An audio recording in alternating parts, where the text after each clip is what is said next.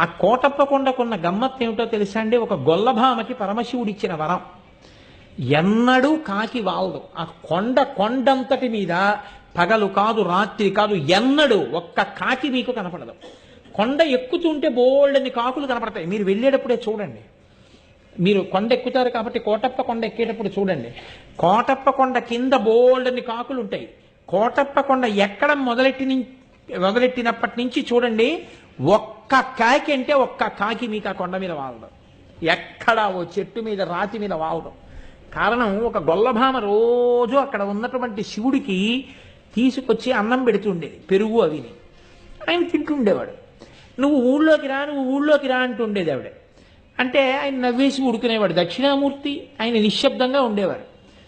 ఆవిడ ఒకరోజు తీసుకొస్తూ చల్లకుండా తీసుకొచ్చి అక్కడ పెట్టి కూర్చుంది బడలికి. కూర్చుంటే ఒక